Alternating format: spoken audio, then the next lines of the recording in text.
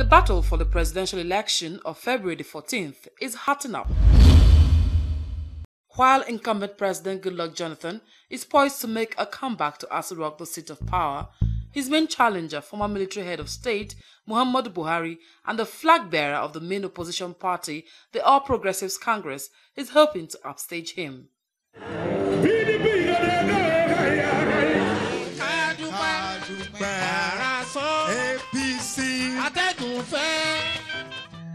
Nigerians hope for a president who will bring an end to the reign of terror in the country and provide lasting solutions to the myriad of problems besetting it.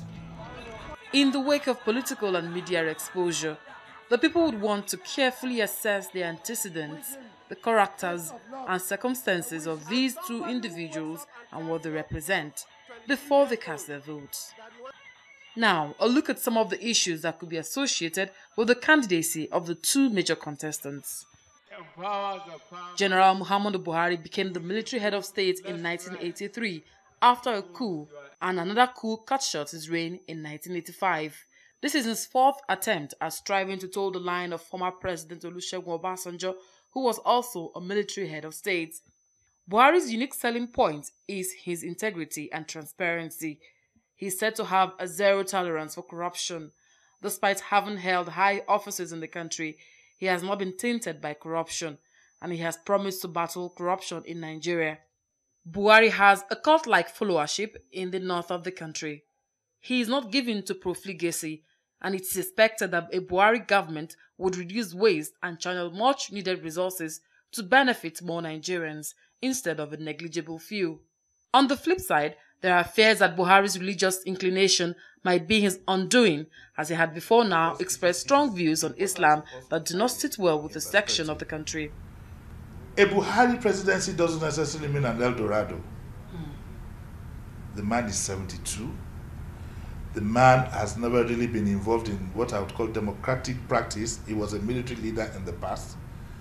I don't know if he's in sync with modern government practices. Buhari, on his own part, had his own weaknesses too. If you remember, in the past, people were arbitrarily thrown into detention. You remember the case of Bartholomew Owo and Ojolape, those who were killed. At the time when they were killed, when they committed the offense of drug trafficking, the penalty was not death. But later the penalty got changed and they were killed.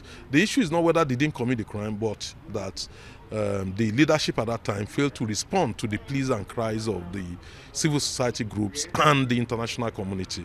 So yeah, Buhari has his own drawbacks in terms of that, but that was quite a long time ago. President Goodluck Jonathan, on the other hand, should be the most experienced leader Nigeria has ever had, having been a deputy governor, a vice president, an acting president, and president for 6 years.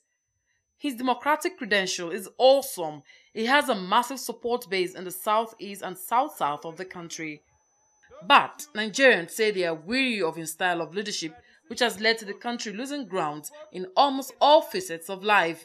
His major albatross is his inability to show leadership in the face of the challenge posed by a Boko Haram terrorist group, especially his loud silence and inaction in the wake of the kidnap of the Chibok girls.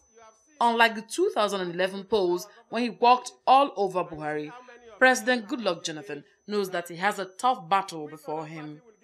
I think Nigeria has gotten to, for the first time in an election, we've gotten to a crossroads. Here, in this one, I believe that Nigerians want a change of some sort. If you use some indices, let's say for instance, you want to assess them using corruption as an index to assess good performance, President Goodluck Jonathan have never had it so bad. Never in our history has corruption got into this level. We've sunk so bad to the extent that our own president even try to make a distinction between stealing and corruption. It's expected that Nigerians who are now clamoring for change will be wise enough not to vote along ethnic or religious lines, but will vote a credible leader who will move the country forward. The outcome of the elections will determine whose baggage is easier to deal with and whose is too cumbersome to handle. Juliet Obata, TVC News.